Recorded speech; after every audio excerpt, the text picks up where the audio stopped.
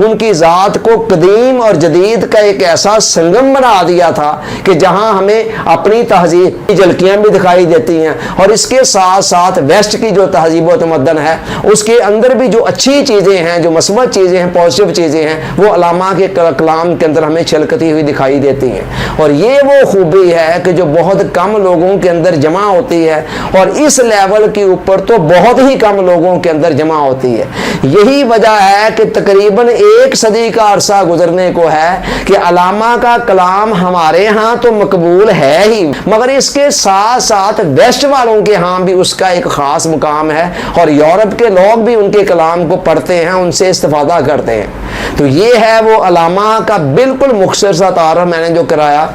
कि जिनके कलाम की रोशनी में अब हम समझने जा रहे हैं कि तामीर शख्सियत का, पर्सनैलिटी डेवलपमेंट का वो कौन सा रोड मैप है जो अल्लामा ने हमें दिया है।